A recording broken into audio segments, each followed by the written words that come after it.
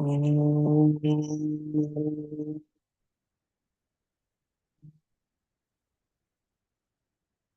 Om.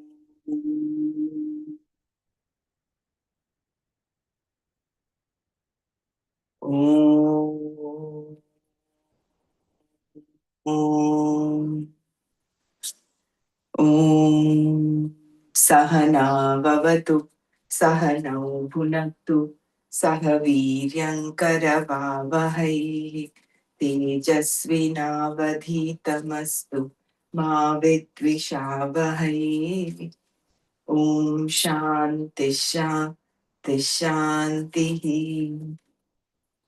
Narayanam Namaskritya Naram Chaiva Narottamam Devim Saraswatim Vyasam Tato Jayamudirayet.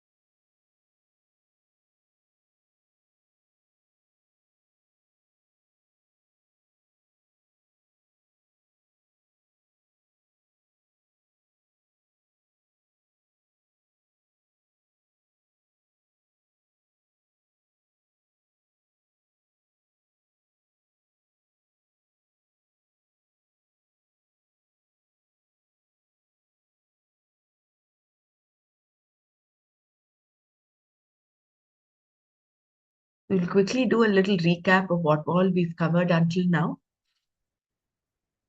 So we saw the synopsis of the first three chapters, then the origins of Karma Yoga from teacher to student, the Sampradaya. If you recollect the first few verses in the fourth chapter, Vivaswan Manave Praha Manurikshva Kave Bravi Evam Parampara Praptam Imam Rajash Shayo Viduhu Sakale Neha Mahata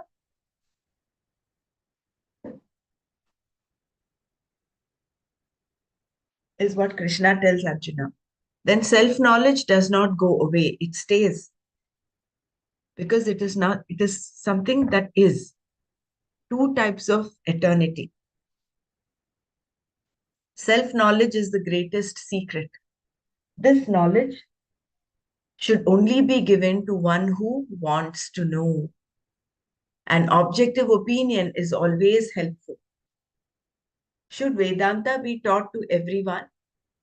The cause of birth for the jiva. Omniscience does not require a mind. An understanding of avatara. Empirical reality and subjective reality. Vyavaharika satya and pratibhasika satya. And the relationship among the three orders of reality. The empirical reality of a jiva's birth. The reality of Krishna's birth. Why does Ishvara assume a physical body? So Krishna's birth, from the standpoint of him or Atma, it is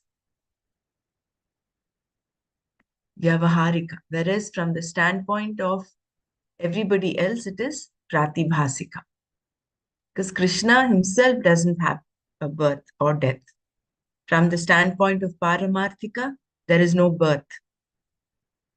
Why does Ishvara assume a physical body? An avatara is like an actor. When does Ishvara assume a body?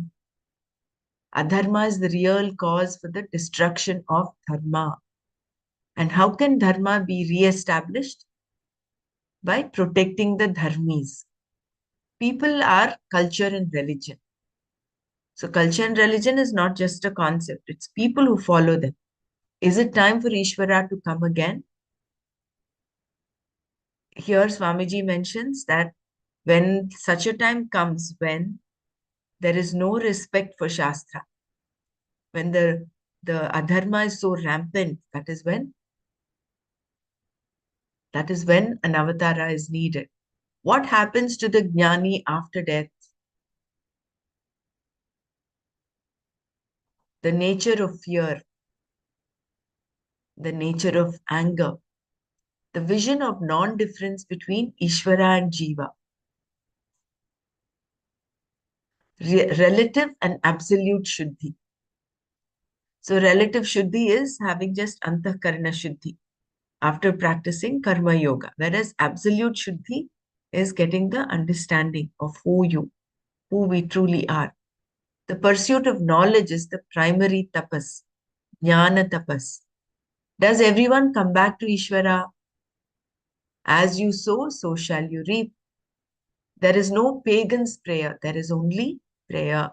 So, whatever prayer whoever is doing, it is only going to Ishvara. Even those not connected to religion are blessed. Everyone wants to be free from feeling small. This is the fundamental want. The spiritual path need not be arduous because ultimately the final step is only about understanding. Understanding does not require effort, it requires letting go.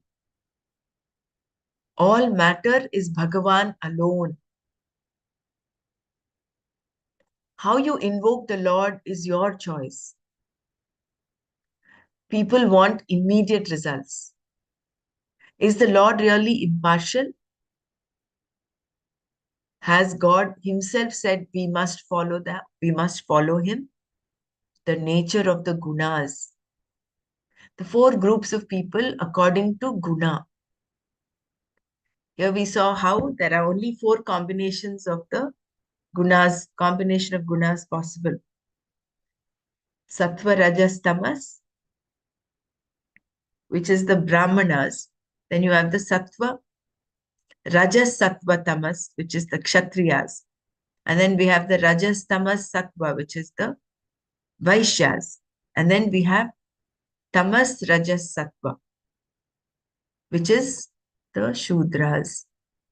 Based on the combination of the gunas, they are categorized into different categories, sections of society. And accordingly, they perform their duty. So it is Guna Vibhaga and Karma Vibhaga. It is not Janma Vibhaga.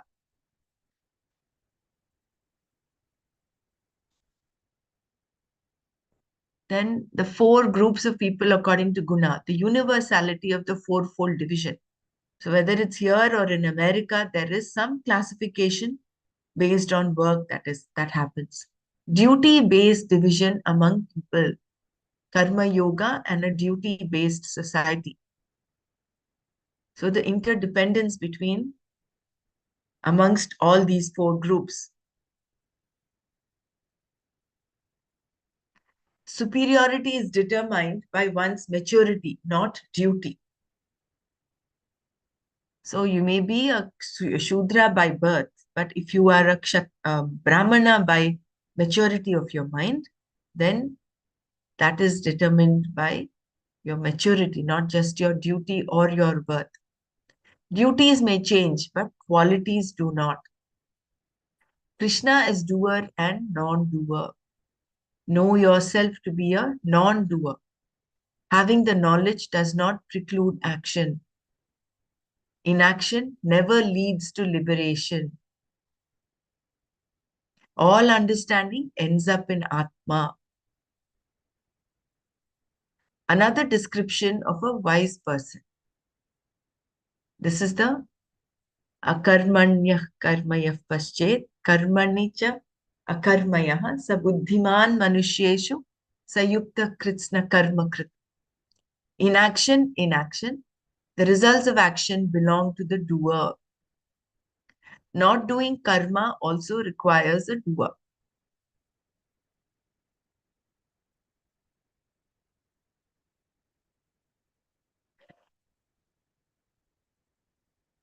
mistaking action for inaction and inaction for action.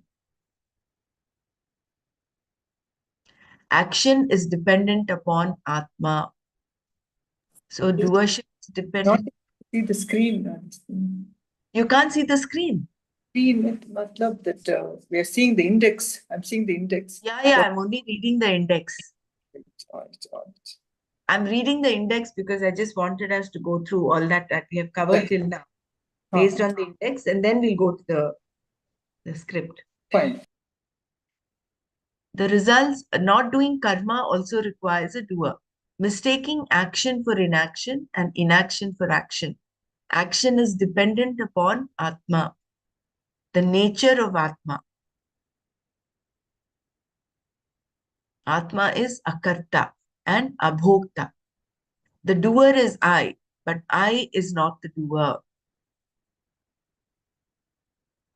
Without Atma, there is no doer, but Atma is not the doer.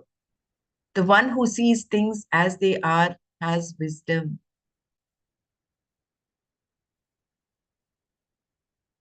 Samsara is centered on doership. Samsara is a notion. So how it is mithya. Inaction is not the absence of action. The original sin is ignorance. Samsara, the orbit of action and result. How to get out of the orbit of samsara? The definition of mithya and satya. So mithya is anything that is dependent upon its existence on something, whereas satya is something which is standalone. Example of the cloth and the shirt and the cloth, and how you go on analyzing it further and further, and what remains is satya. I am neither the doer nor the enjoyer. Definition of ego. Surrender is an attitude.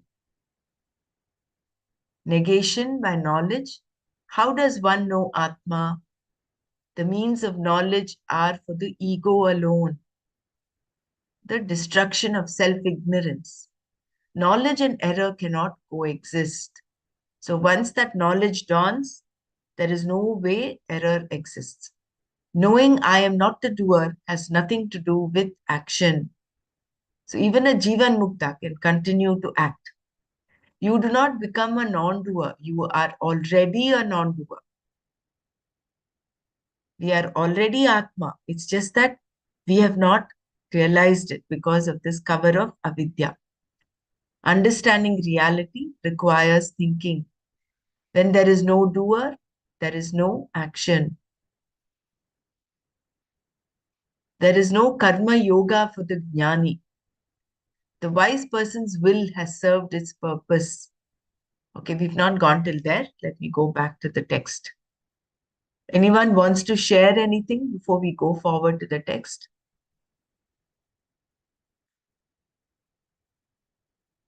Are you able to see the screen? Yes, Brahmaraj. Okay. I have one understanding I need. He said nobody wants to feel low. Should not make anybody feel low. What does it mean?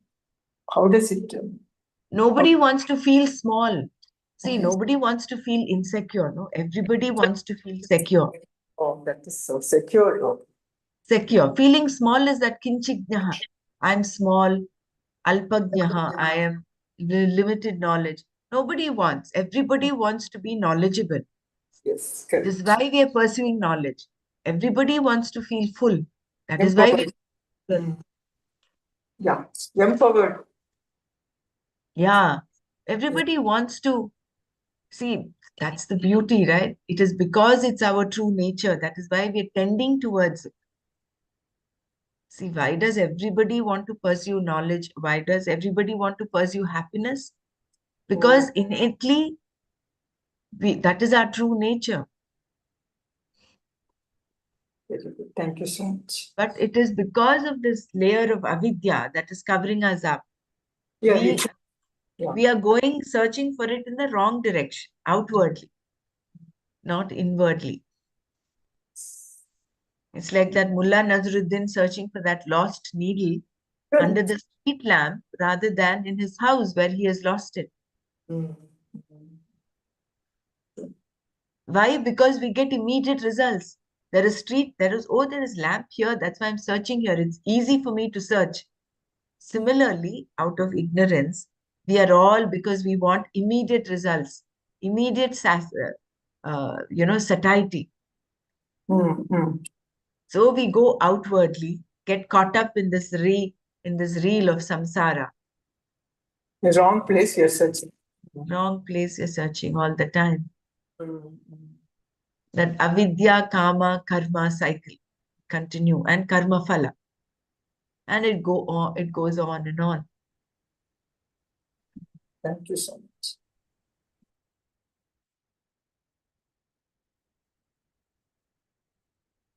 So yesterday I read continuously from ego. I think I'll go back. We'll do another reading of the ego because that is There was one sentence: ego is the main to know the knowledge. hmm? To, Yeah. ego is one. Yeah. The means of knowledge is for the ego. Yeah, correct. Oh, I think we went way beyond this. This is not what we've read yesterday. Let me just put it back here. Jai Gurudev. Apart from knowledge, like feeling small, I was just thinking over like feeling small, apart from gaining knowledge, it can be practical too, like the people doing the technical work, maybe in the kitchen, or a mason doing his work. He tries to improve upon his work. We can say that also, like Yeah, everyone.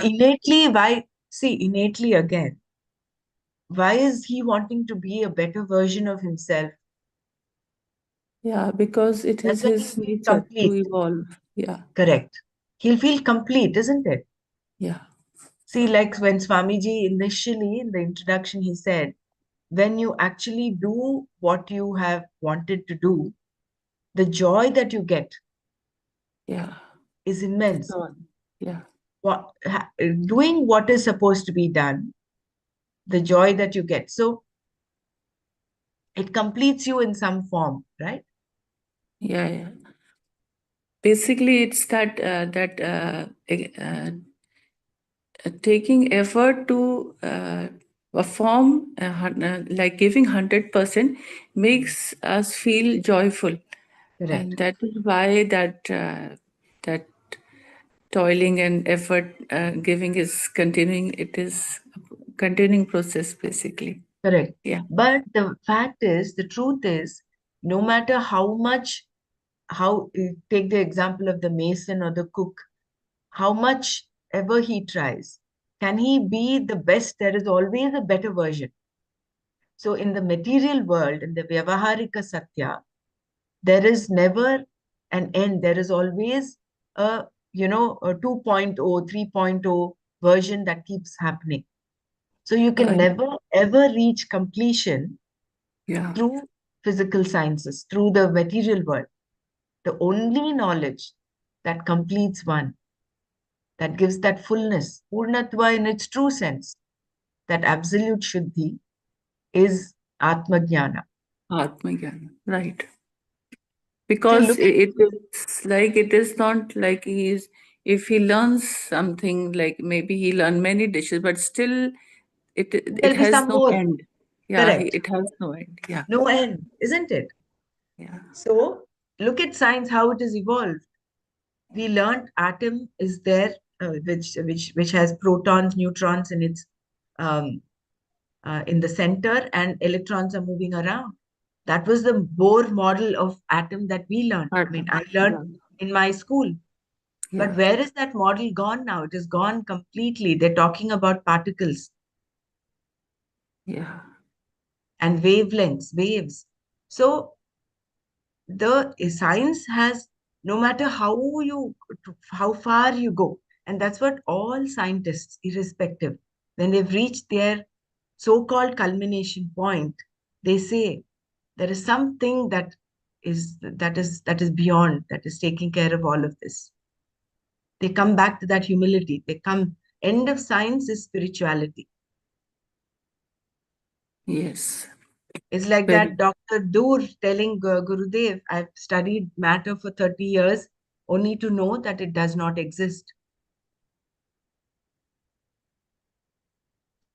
Yeah, very right. So it is only Atma Jnana that completes one, that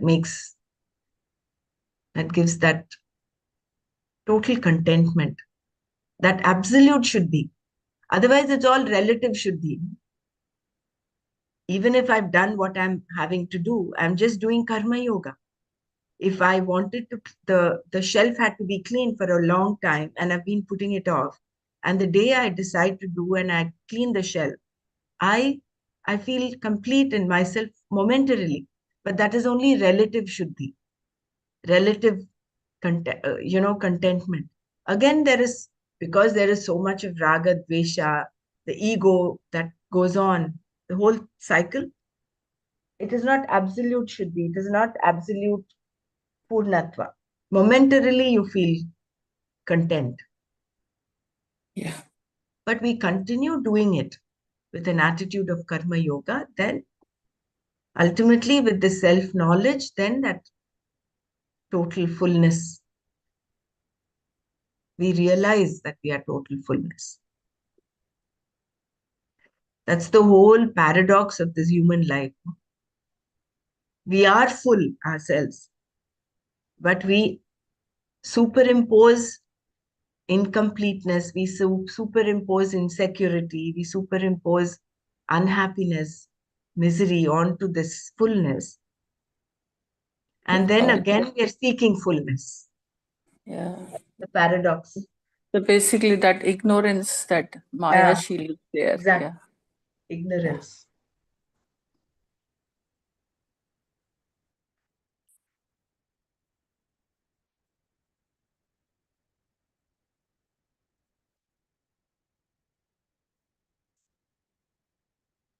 So yesterday we read from ego. Let me just go back to that ego.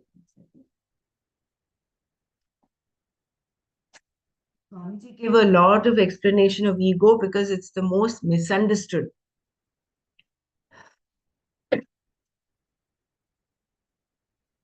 I'll read from here. I am neither the doer nor the enjoyer. Consciousness that is self-evident, which does not need to be revealed by anything else, is Atma, the self. So the self is self-evident. The self alone is self-evident. And everything else is evident to the self, Atma, that is not the Karta. The self is not dependent on anything else. The self is independent by itself. The Karta is something that comes and goes. For instance, there is no Kartritva, no doership in deep sleep. Since I am always there, self-evident, if I am the Karta should not come and go. I should always be the Karta. And if I am an enjoyer, Bhokta, I should always be Bhokta. But this is not so. Sometimes I am Karta and sometimes I am Bhokta. This means that I am neither Karta nor Bhokta.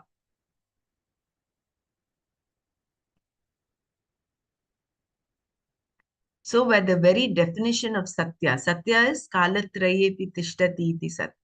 So, because this Kartritva is not all the time, deep sleep, there is no Kartritva. So, sometimes you're a Karta, sometimes you're a Bhokta. So, which means, by the definition of Satya, I am neither Karta nor Bhokta. Karta appears when the mind, Antakarana, is there. Doership, Kartritva, means the status of being the subject with reference to any type of activity, whether it is mental activity like perception, inference, and thinking, or physical activity.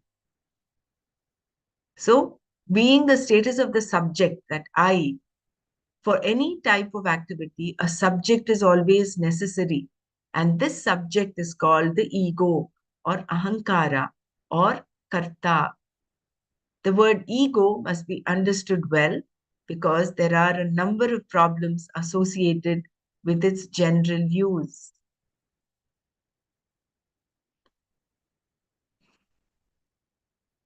So, the subject that is required for any action to be done, whether it's mental or physical, that is the ego. In deep sleep, supposing a person is put on, he's actually, say, a royal, someone from the royal family, supposedly sleeping in the palace. In deep sleep, supposing he's transported to a hut or some outside place, just lying on barren land, will the ego come in place? As long as he's in deep sleep, he's just in deep sleep. That's it. Only upon awakening, that ego manifests because that requires the mind intellect equipment, that antakarana should be there. So when he wakes up and he looks at himself and he's sleeping on a barren land, that's when the ego shows up. Oh, I'm a king, I'm a prince. Where am I sleeping? So in deep sleep, there is absence of ego.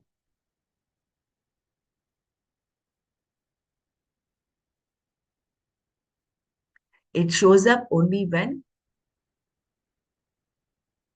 even in the swapnavastha, it is there. Swapnavastha and the other avasthas, the Jagrada Avastha, Swapnavastha. Swapna Avastha, mind is there, or it's only the memory? No, mind is also there, no? Antakarana is there. That is why you're able to weave that dream. Yeah. See, these are all aspects of the Antakarana only, right? It's another facet of the mind. Memory. So that is why you get so involved in that dream and then you suddenly wake up only to realize that that was only a dream.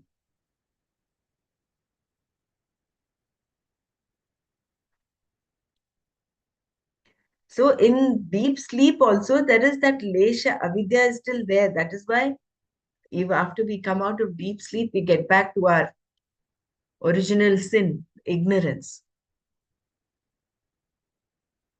We are only experiencing ananda because we are in that karana sharira space. Anirvachya anadya avidya rupam swaswarupa ajnanam nirvikalpaka rupam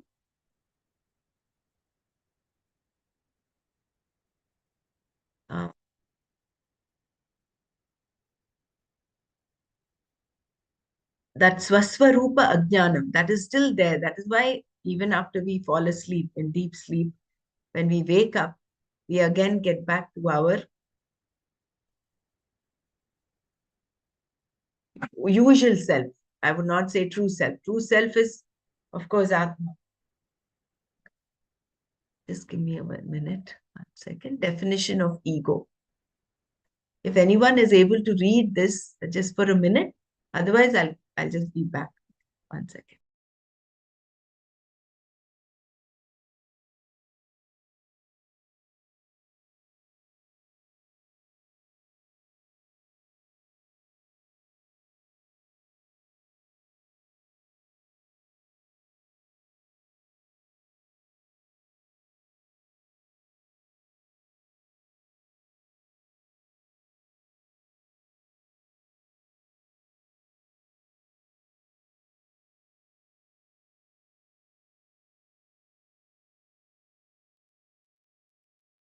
Definition of ego.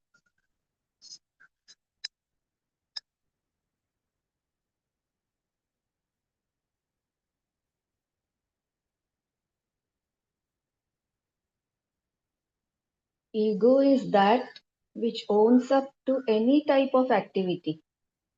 For example, when I see, I say this is my sight. The one who owns up to the activity of seeing, the one who is the subject behind the seeing or behind hearing, tasting, smelling, thinking, or doing anything, is what is meant by the karta or the ego or ahankara.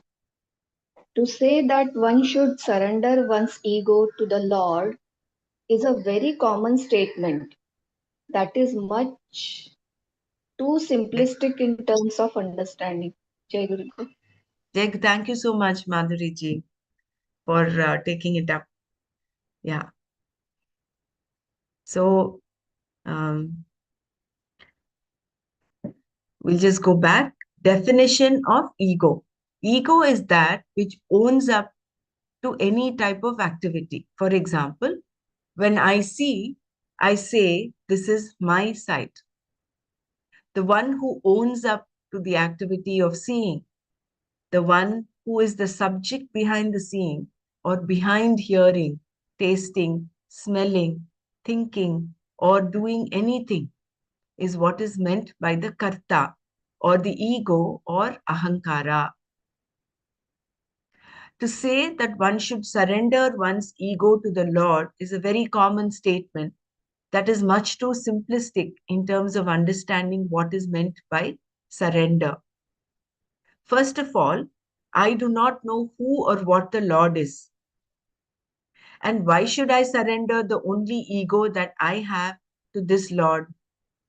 As it is, I have only a few things, and these things are owned by this ego. If I surrender it to the Lord, what will I get in return? Everything, I am told.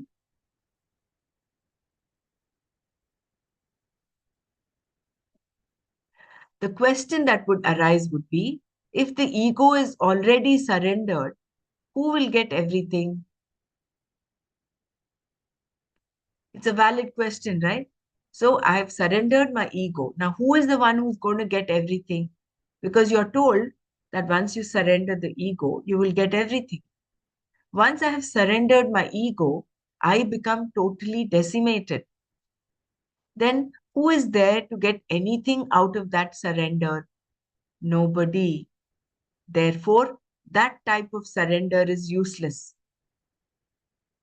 Also, the next question is, who is surrendering the ego? Somebody has to do the surrendering. It is the ego that has to surrender itself, and that is not possible. Again, if I'm wearing a coat, I can surrender the coat. I can hang it somewhere or put it on someone's shoulders. Also, when I am the owner of the coat, it is easy to surrender it.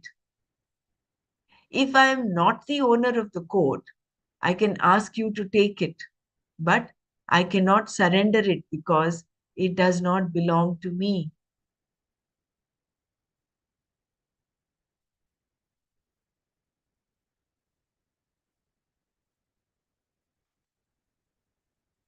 Similarly, I'm told that the ahankara, the ego, Last few 2-3 I will repeat sentences it. Yeah. yeah, thanks. Yeah. So somebody has to do the act of surrendering. So the next question is, who is surrendering the ego? Somebody has to do the surrendering. It is the ego that has to surrender itself. And that is not possible. Again, if I am wearing a coat, I can surrender the coat. I can hang it somewhere or put it on someone's shoulders. Also, when I am the owner of the coat, it is easy to surrender it. If I am not the owner of the coat, I can ask you to take it, but I cannot surrender it because it does not belong to me. Similarly, I am told that the ahankara, the ego, belongs to the Lord and that I must surrender it. How can I surrender what does not belong to me? I can only surrender what belongs to me. And if it belongs to the Lord, how is it that I do not know this? In fact, I think that everything belongs to me, including the Lord. Why else would I address him as my Lord? To address the Lord, I must be there. Because I am here, he is the Lord. If I'm not here, where is the Lord? He is the Lord because I call him Lord. And if there is a Lord, and this Lord includes everything, then I have nothing to surrender. I have only to know. This is the crux, right? So if there is a Lord, and this Lord includes everything, then I have nothing to surrender. I have only to know. Furthermore, if I have to surrender to a Lord who is separate from me, then I am the ego. Who then is to surrender this ego? The ego alone has to surrender. How can the ego surrender? The one who surrenders is the ego.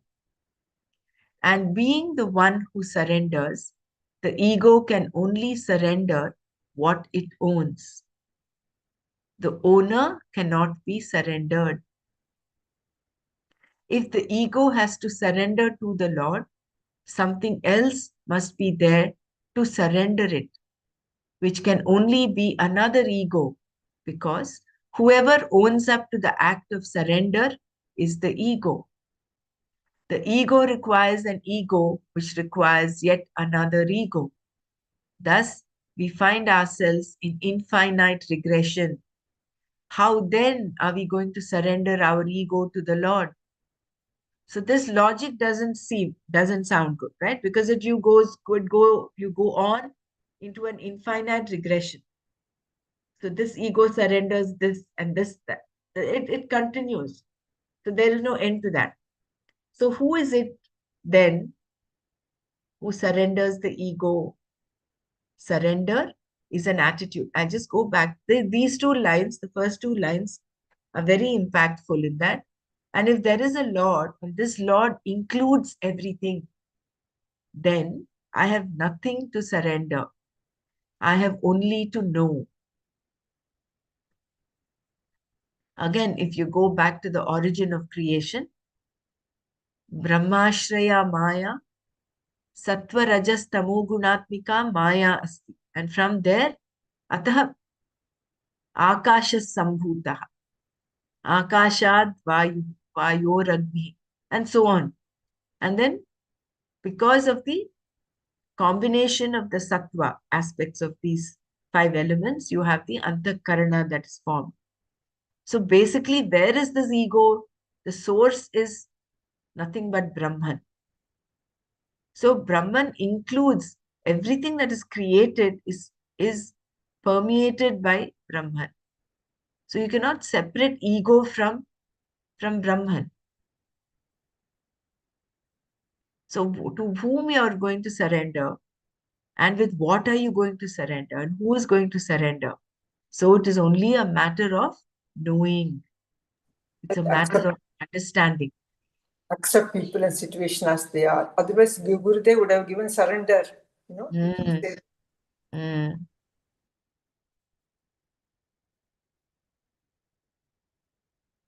So it's a matter of knowing, aha, this ego is also this. It's showing up its thousand heads all the time. So it's a matter of knowing, not a matter of giving up.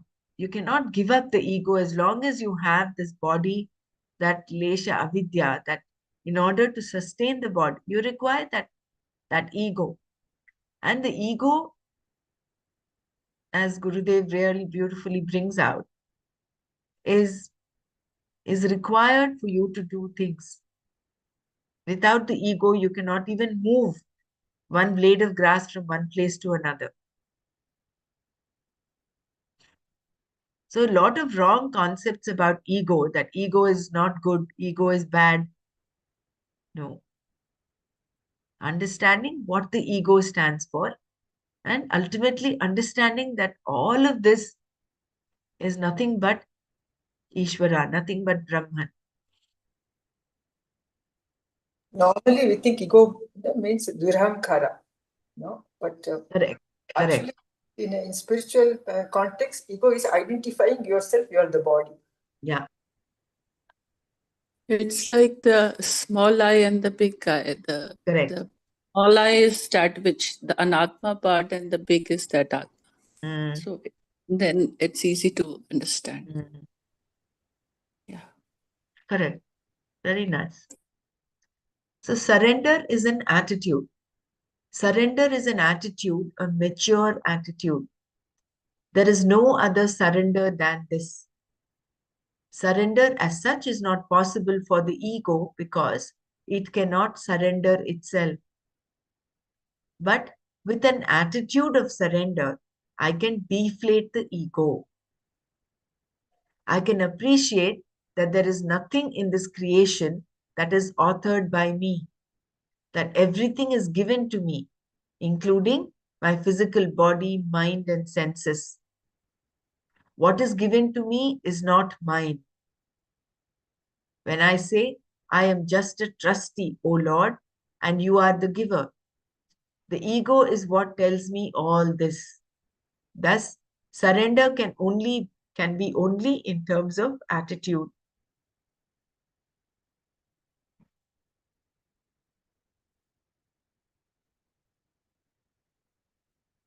So recognizing that there is Ishvara, that is the karma phaladata. Total acceptance of everything is surrender. Is surrender. A mature attitude.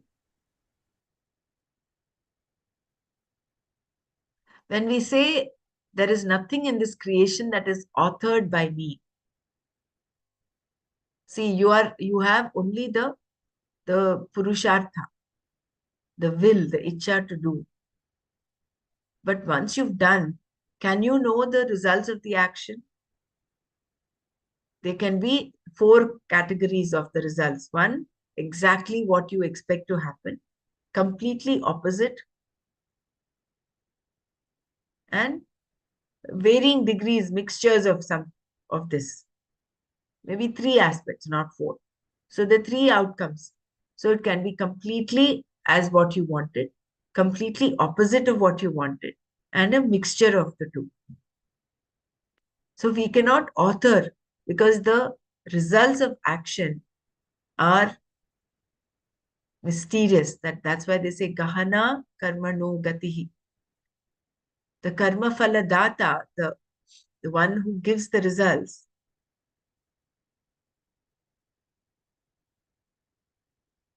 So therefore, what is given to me is not mine. When I say I'm just a trustee, O Lord, and you are the giver, the ego is what tells me all this. Thus, surrender can be only in terms of attitude. Then how does one get rid of samsara? Only by getting rid of the ego, the karta. And if surrender is not possible, how does one get rid of the ego? In the name of getting rid of everything else, the ego remains in one form or the other because it cannot get rid of itself. It remains to say things like, I am the most charitable person around. Even a person who does not talk about his or her good actions may think of himself or herself as a humble person and say, I never mention all the charities I have done. I don't boast about them. Ask anyone and they will tell you that this is so. Total ego manifesting there. The ego knows very well how to sustain and perpetuate itself in so many ways.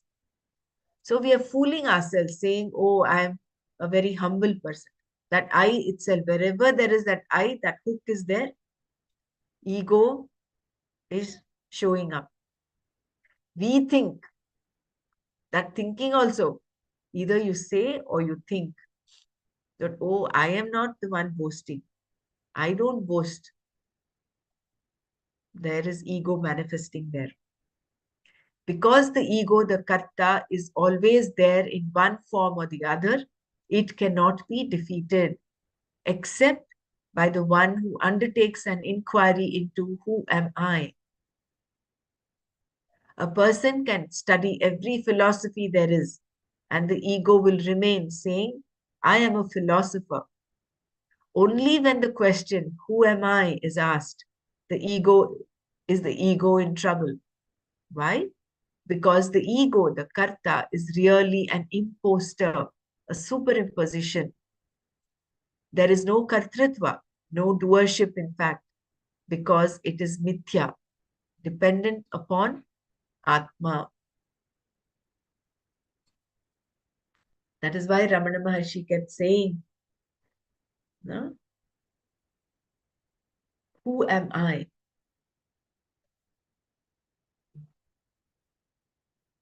That's the only question. So therefore, this whole subject of Vedanta is about what? Self-inquiry. It's the journey within, the journey unto the self. So this who am I is the only way, is the inquiry who am I, is going to melt the ego and get it because it's really an imposture, it's a superimposition. It is mithya. All that has come from this Maya Memsa. So it's a myth when people say, why I am enlightened. That itself will tell you that they're not enlightened. Because no one who is enlightened will proclaim, I am enlightened. There is still that ego holding on. They're holding on to that ego.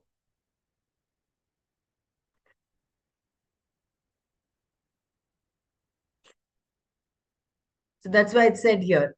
So even if he studied every philosophy there is, and the ego will remain saying, I am a philosopher. But only when the question, who am I, is asked, the ego is in trouble. Why? Because the ego, the karta, is really an imposter, a superimposition. There is no kartritva, no doership in fact, because it is mithya, dependent on Atma. Negation by knowledge. When the truth of oneself is recognized, the ego does not go, strictly speaking. Rather, this recognition is what makes one see the ego as mithya. The going of the ego then is purely in terms of negation, badha or destruction, nasha, by knowledge. The word destruction is generally used in a physical sense, such as destroying an object so that it no longer exists in that form. Here, destruction of the ego is purely in terms of negation, badha.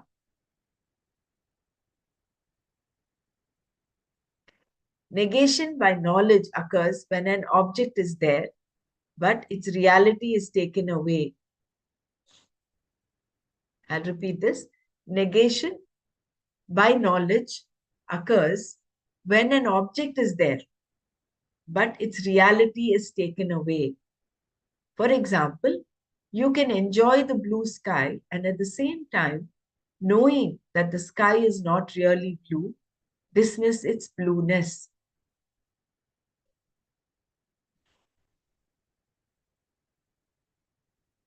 Or enjoying a movie, you can dismiss its reality.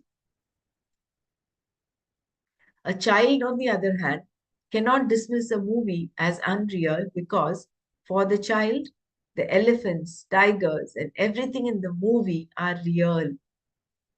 The child may even cry, not knowing that the objects and situations in the movie are only appearances and therefore mithya.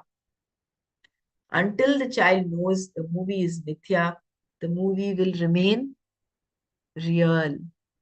This knowing comes by negation, badha, understanding an object or situation and removing the reality of it.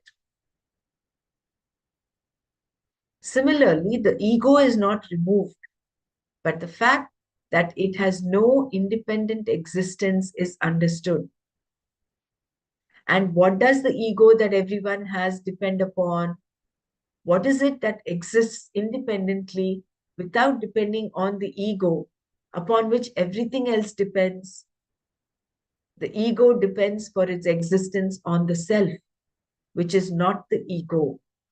Therefore, the self is the truth of every ego. So that big I is universal. Everybody's small I merges with the big I. And the small I is dependent upon the big I.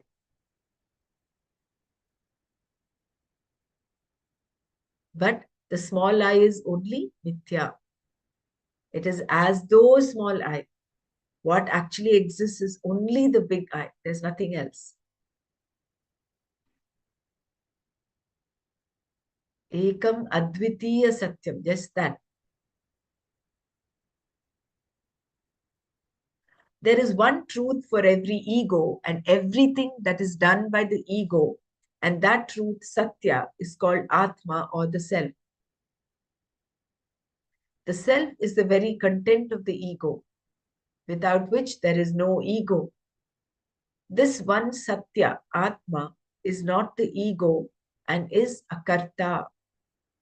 Then who is the karta? The ego alone is the karta. To be a karta, you must have thought, and this thought has its being in I, consciousness. Therefore, you say, I am the doer. Doership itself is a thought centered on I. What is to be understood here is that while thought is centered on I itself is not centered on thought. Recognition of this fact is not the elimination or removal of thought. It is understanding the truth of I.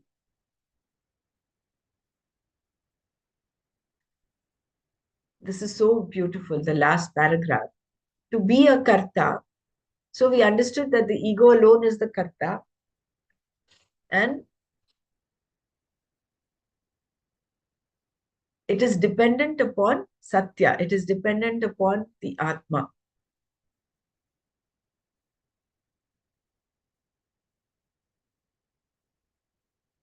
Therefore, ego is Atma, but Atma is not ego.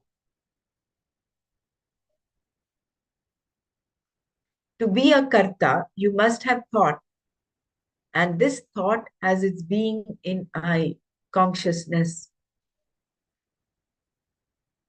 Therefore, you say, I am the doer. Doership itself is a thought centered on I.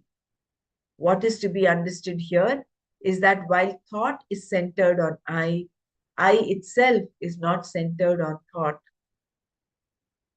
Recognition of this fact is not the elimination or removal of thought. It is understanding the truth of I. It's like the wave and the ocean. The thought is like the wave. So once a wave forms, it is like the small I. And that is why the song we sing in our birthdays, The Art of Living, is so meaningful. सागर में एक लहर उठी तेरी नाम की, तेरे नाम की.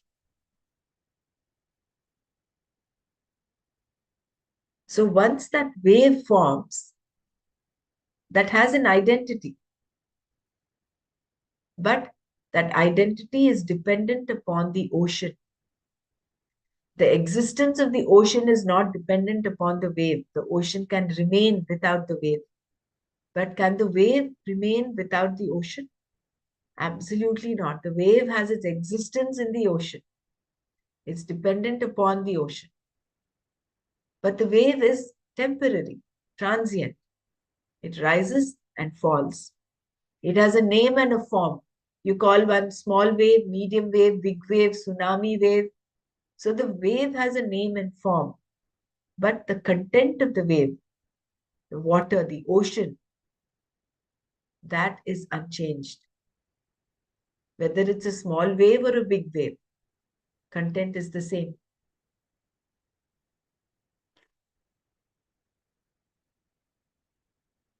And same with deep sleep.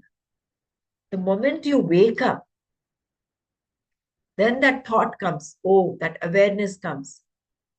When you're sleeping, you don't know your identity. You don't know whether you're a prince or a pauper or a husband or a wife.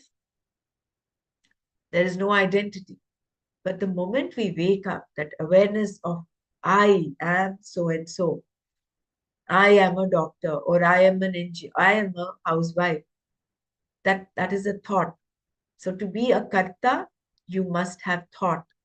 And this thought has its being in I, consciousness. So we'll stop here today. Let's reflect on what we've learned and understood. We'll go to how does one know Atma tomorrow, page 106.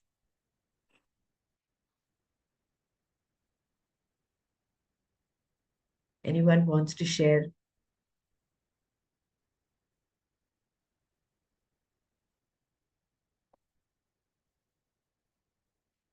That's why Gurudev says, keep your ego in your pocket. Like how you keep your money in your pocket, keep your ego. Don't try to get rid of it. The more you try to get rid of it, the more you are actually getting stuck to it. Oh, I got rid of my ego. Oh, I am ego. I am free from ego. Who is that I who's saying it? You're still stuck with the ego. So understanding that it is mithya, understanding that it is dependent upon Atma, understanding that it is just a superimposition, that dissolves the ego. And the one inquiry is, who am I? That will I resolve. surrender part that can you say 2, 3 lines on that? Which I one? surrender. It said no, I surrender. Who surrendered that? Because Ha. for surrender you want something means too.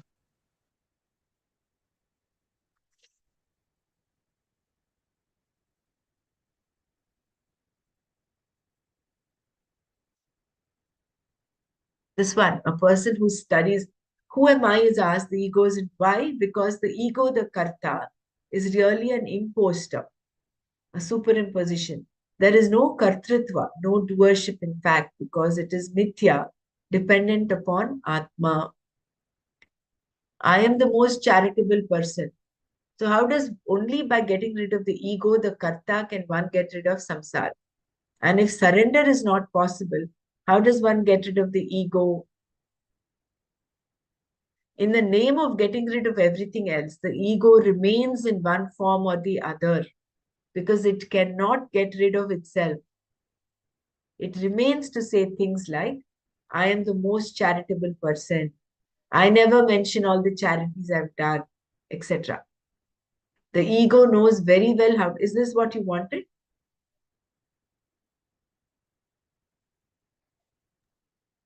That surrender is means the act of surrendering. About that it was written, attitude and all. Yeah, it is only an attitude. It is Oh. only a mature attitude. Hmm. It's a matter of understanding. Hmm. It is not an action. Even after surrendering means that because of the ego he cannot surrender even if he's saying he or she I have Yeah, surrendered, yeah. it's always there. It's And there. but No. what is the solution?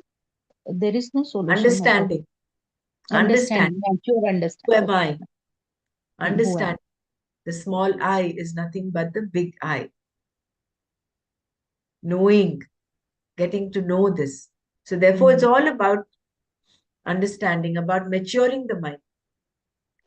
Right? So we'll stop here. Om Loka Samasta Sukhino Bhavantu.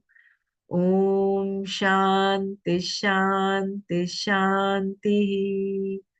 Om Tat Sat Shri Krishnarpanamastu. Jai Gurudev.